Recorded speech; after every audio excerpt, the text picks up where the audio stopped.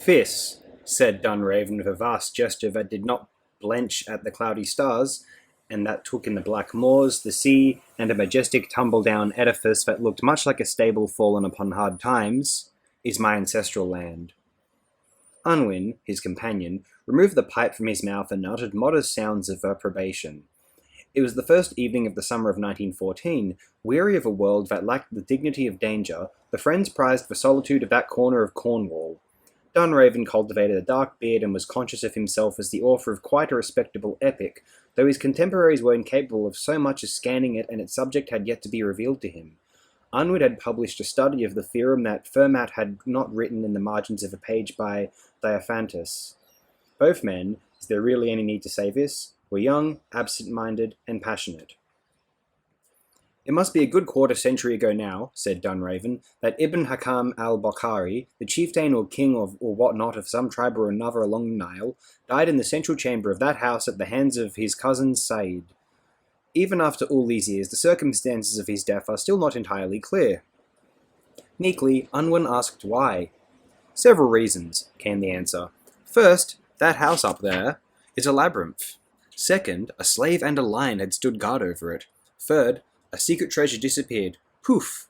Vanished. Fourth, the murderer was already dead by the time the murder took place. Fifth," vexed a bit, Unwin stopped him. "Please, let's not multiply the mysteries," he said. "Mysteries ought to be simple. Remember Poe's purloined letter. Remember Zangwill's locked room." "Or complex," volleyed Dunraven. "Remember the universe." Climbing up steep sandy hills, they had arrived at the labyrinth. Seen at close range, it looked like a straight, virtually interminable wall of unplastered brick, scarcely taller than a man. Dunraven said it made a circle, but one so broad that its curvature was imperceptible. Unwin recalled Nicholas of Cusa, for whom every straight line there was the arc of an infinite circle. Toward midnight, they came upon a ruined doorway which opened onto a long, perilous entryway whose walls had no other windows or doors. Dunraven said that inside, one came to crossing after crossing in the halls, but if they always turned to the left, in less than an hour they would be at the center of the maze. Unwin nodded. Their cautious steps echoed on the stone floor. At every branching, the corridor grew narrower. They felt they were being suffocated by the house. The ceiling was very low. They were forced to walk in single file through the knotted darkness. Unwin led the way. The invisible wall, cumbered with ruggedness and angles, passed endlessly under his hand. And as he made his way slowly through the darkness, Unwin heard from his friend's lips the story of Ibn-Hakam's death. "What well may be my earliest memory," Dunraven began, "is Ibn-Hakam on the docks at Pentrith. He was followed by a black man with a lion. Undoubtedly the first black man and the first lion I'd ever set eyes upon, with the exception of those lithographs of Bible stories, I suppose.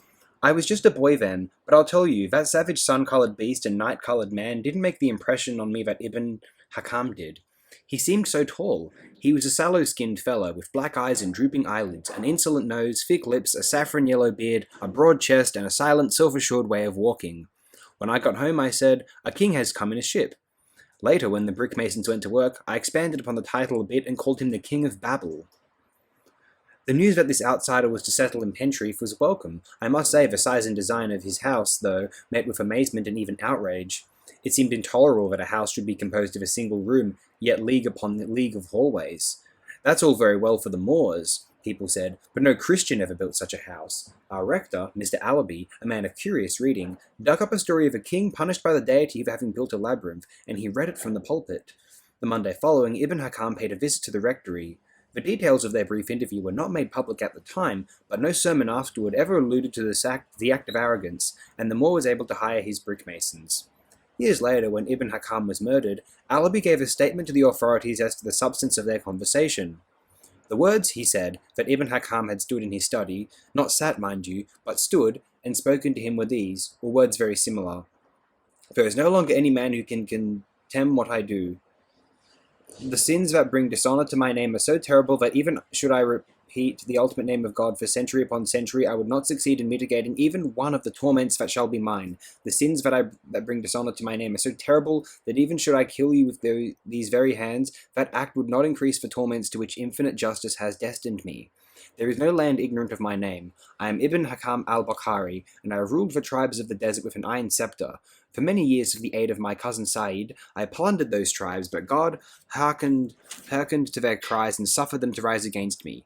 My men were crushed and put to the knife. I managed to flee with the treasure I had hoarded up through my years of pillaging. Said led me to the sepulchre of a saint, which lay at the foot of a stone mountain. I ordered my slave man to stand watch over the face of the desert. Said and I, exhausted, lay down to sleep. That night I dreamt that I was imprisoned within a nest of vipers. I woke in horror. Beside me, in the morning light, Said lay sleeping. The brush of a spiderweb against my skin had caused me to dream that dream. It pained me that Said, who was a coward, should sleep so soundly. I reflected that the treasure was not infinite, and that he might claim a part of it. In my waistband was my dagger with its silver handle. I unsheathed it and drew it across his throat. As he died, he stammered out a few words that I could not understand. I looked at him. He was dead, but I feared that he might yet stand, so I ordered my slave to crush his face with a stone. After that, we wandered under the heavens until one day we glimpsed a sea, with tall ships furrowing its waves. The thought came to me that a dead man cannot travel across the water, so I resolved to seek out other lands. The first night that we were upon the ocean, I dreamt that I was murdering Said.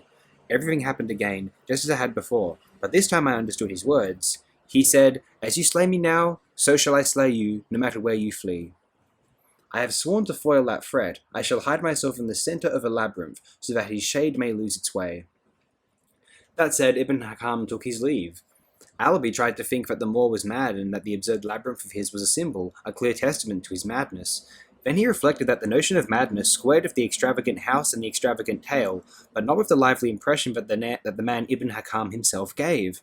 Perhaps such tales were indigenous to the sandy wastes of Egypt. Perhaps such oddities, like the dragons in Pliny, were attributable less to an individual person than to a whole culture. In London, Albee pored through back issues of the Times. He found that such a rebellion had in fact occurred, as had the subsequent defeat of al-Bokhari and his vizier, a man with a reputation as a coward. The moment the brickmasons were done, Ibn-Hakam set up housekeeping in the centre of his labyrinth. He was never seen again by the townspeople. Sometimes Albee feared that Said had already gotten to him and killed him. At night the wind would bring us the sound of the lions roaring, and the sheep in the pen would huddle together in ancestral fear. Ships from eastern ports would often anchor in our little bay here, bound for Cardiff or Bristol. The slave would come down from the labyrinth, which at that time I recall was not pink, but bright crimson, and exchange African words with the crews. He seemed to be looking out for the vizier's ghost among the men. Everyone knew that these ships carried contraband, and if they were carrying outlawed ivories or liquors, why not the ghosts of dead men? 3 years after the house was built, the Rose of Sharon anchored at the foot of the cliffs. I was not one of those who saw the ship, so it's altogether possible that the image I have of her is influenced by some forgotten print of Aboukir or Trafalgar, but my understanding is that she was one of those very elaborately carved vessels that seem less the work of shipwrights than of carpenters, and less that of carpenters than of cabinet makers. She was, if not in reality, at least in my dreams, a burnished, dark, silent, swift craft manned by Arabs and Malays. She anchored around dawn one morning in October. Toward nightfall, Ibn-Hakam burst into Alabi's house, totally unmanned by terror. He could hardly manage to tell Alabi that Said had found his way into the labyrinth, and that his slave and lion had been murdered. He asked in all seriousness if the authorities could do nothing to protect him. Before Alabi could answer, he was gone, for the second and last time, as though snatched away by the same terror that had brought him to the house. Sitting there, alone now in his study, Alabi thought with amazement that this terrified man had brought iron tribes in the Sudan under his thumb, had known what it is to do battle and what it is to kill. The next day he noticed that the ship had sailed for Suakin in the Red Sea, it was later learned. It occurred to him that it was his duty to confirm the murder of the slave, and so he climbed up to the labyrinth. Al-Bokhari's breathless story had sounded like mad fantasy to him, but at one corner in the long corridors, he came upon the lion, which was dead, and at another he found the slave, who was dead, and in the central chamber he found Al-Bokhari himself, whose face had been smashed in. At the man's feet there was a coffer inlaid with mother of pearl. The lock had been forced and not a single coin remained. The final periods, weighted with oratorical pauses, strained for eloquence. Unwin-figured Dunraven had pronounced them many times, with the same self-conscious gravity and the same paucity of effect. "How were the lion and the slave killed?" he asked, to feign interest. The incorrigible voice answered with sombre satisfaction. Their faces had been smashed in, as well. To the sound of their footsteps was added the sound of rain. It occurred to Unwin that they would have to sleep in the labyrinth, in the central chamber of the tale, and that in retrospect he would surely see that long discomfort as adventure. He remained silent. Dunraven could not contain himself. Like a man who will not forgive a debt, he asked, "Quite an inexplicable story, don't you think?" Unwin answered as though thinking out loud. Excuse me. "I don't know whether it's explicable or inexplicable. I know it's a bloody lie." Dunraven burst forth in a torrent of curses and invoked the eyewitness of the rector's elder son, Allaby apparently having died, and of every inhabitant of Pentreath. No less taken aback than Dunraven must have been, Unwin begged his pardon. Time in the dark seemed slower, longer. Both men feared they had lost their way, and they were very tired by the time a dim brightness coming from above showed them the first steps of a narrow staircase. They climbed the stairs and found themselves in a round apartment, a good bit run down and gone to seed. 2 signs of the ill-fated king remained. A narrow window that looked out over the moors and the sea, and, in the floor, the trap-door that opened up onto the curve of the staircase. The apartment, though spacious, was very much like a jail cell. Driven to it less by the rain than by the desire to live for the memory and the anecdote, the friends did spend the night within the labyrinth. The mathematician slept soundly, not so the poet, who was haunted by lines of poetry that his rational mind knew to be dreadful. Faceless for sultry, never-powering lion, faceless for stricken slave, faceless for king. Unwin had thought that the story of al-Bokhari's murder held no interest for him, yet he awoke convinced that he had solved it. All that day he was preoccupied and taciturn, fitting and refitting the pieces, and 2 nights later he rang up Dunraven and asked him to meet him at a pub in London, where he spoke to him these words, or words very much like them. "Back in Cornwall I said the story that you told me was a lie. What I meant was this. The facts were true, or might be true, but told in the way you told them, they were clearly humbug. Let me begin with the biggest lie of all, the incredible labyrinth. A fleeing man doesn't hide out in a labyrinth. He doesn't throw up a labyrinth on the highest point on the coast, and he doesn't throw up a crimson-coloured labyrinth that sailors see for miles offshore. There's no need to build a labyrinth when the entire universe is one. For the man who truly wants to hide himself, London is a much better labyrinth than a rooftop room to which every blessed hallway in a building leads. That piece of wisdom, which I submit to you this evening, came to me night before last, while we were listening to the rain on the roof of the labyrinth, and waiting to be visited by Morpheus. Warned and corrected by it, I chose to ignore those absurd facts of yours and think about something sensible. Set theory, for instance, or the 4th dimension of space, Dunraven remarked. No, said Unwin with gravity. I thought about the Cretan labyrinth, the labyrinth at whose centre was a man with the head of a bull. Dunraven, who had read a great many detective novels, thought that the solution of a mystery was always a good deal less interesting than the mystery itself. The mystery had a touch of the supernatural and even the divine about it, while the solution was a sleight of hand. In order to postpone the inevitable, he said, "A bull's head is how the Minotaur appears on medals and in sculpture. Dante imagined it the other way around, with the body of a bull and the head of a man." That version works just as well, Unwin agreed. What's important is the correspondence between the monstrous house and the monstrous creature that lives inside it. The Minotaur more than justifies the existence of the labyrinth, but no one can say the same for a threat dreamed in a dream. Once one seizes upon the image of the Minotaur, an image that's unavoidable when there's a labyrinth in the case, the problem is all but solved. I do have to confess, however, that I didn't see that the ancient image was the key to it, which is why it was necessary for your story to furnish me with a better, a more exact symbol. The spiderweb. The spiderweb? Dunraven repeated, perplexed. Yes. I shouldn't be surprised that the spiderweb, the universal form of the spiderweb, I mean, the Platonic spiderweb, suggested the crime to the murderer, because there is a murderer. You'll recall that al-Bokhari, in a tomb, dreamed of a nest of vipers and awoke to discover that a spiderweb had suggested the dream to him. Let's return to that night on which al-Bokhari dreamt of the tangled nest. The overthrown king and the vizier and the slave are fleeing through the desert with a treasure. They take refuge in a tomb. The vizier, whom we know to be a coward, sleeps. The king, whom we know to be a brave man, does not. So as not to have to share the treasure with his vizier, the king stabs him to death. Nights later, the murdered man's ghost threatens the king in a dream. None of this is to be believed. In my view, the events occurred exactly the other way around. That night, I believe, it was the king, the brave man, that slept, and Said, the coward, that lay awake. Sleep is to put the universe for a little while out of your mind, and that sort of unconcern is not easy for a man who knows that unsheathed swords are after him. Said, a greedy man, watched over the sleep of the king. He thought of killing him, perhaps even toyed with the knife, but he didn't have the courage for it. He called the slave. They hid part of the treasure in the tomb, then fled to Suakin and on to England. Not to hide from al-Bokhari, you understand, but in fact to lure him to them and kill him. This is what led the vizier to build the high labyrinth of bright crimson walls in full view of the sea. He knew that ships would carry the fame of the slave, the lion, and the scarlet man back to the ports of Nubia, and that sooner or later al-Bokhari would come to beard him in his labyrinth. The trap was laid in the web's last corridor. Al-Bokhari had infinite contempt for Said, who would never stoop to take the slightest precaution. He would never stoop to take the slightest precaution.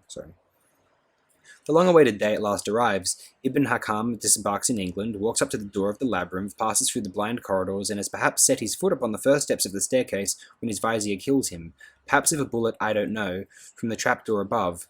Then the slave no doubt killed the lion, and another bullet no doubt killed the slave. Then Said smashed in the three faces with a large rock. He had to do that. A single dead man with his face smashed in would have suggested the problem of identity, but the lion, the black man, and the king were elements in a series whose first terms would lead inevitably to the last. There's nothing strange about the fact that the man that visited Alibi was seized with terror. He had just committed the dreadful deed and was about to flee England and recover his treasure. At thoughtful, or incredulous, silence followed Unwin's words. Dunraven called for another mug of ale before he offered his opinion. "I accept," he said, "that my Ibn-Hakam might be Said. Such metamorphoses, you will tell me, are classic artifices of the genre, conventions that the reader insists be followed. What I hesitate to accept is the hypothesis that part of the treasure was left behind in the Sudan. Remember that Said was fleeing the king and the enemies of the king as well. It's easier, it seems to me, to imagine him stealing the entire treasure than taking the time to bury part of it. Perhaps no odd coins are found lying about because there were no coins left. Perhaps the brickmasons had consumed a treasure which, unlike the gold of the Nibelungen, was not infinite. Thus you would have Ibn-Hakam crossing the sea to reclaim a squandered treasure." "Not squandered," said Unwin. "Invested. Invested in erecting upon the soil of infidels a great circular trap of brickwork intended to entangle and annihilate the king. Said's actions, if your supposition is correct, were motivated not by greed but by hatred and fear. He stole the treasure and then realized that the treasure was not for him the essential thing. The essential thing was that Ibn-Hakam die. He pretended to be Ibn-Hakam, killed Ibn-Hakam, and at last was Ibn-Hakam." "Yes," agreed Dunraven. "He was a wanderer who, before becoming known in death, would recall once having been a king, or having pretended to be a king."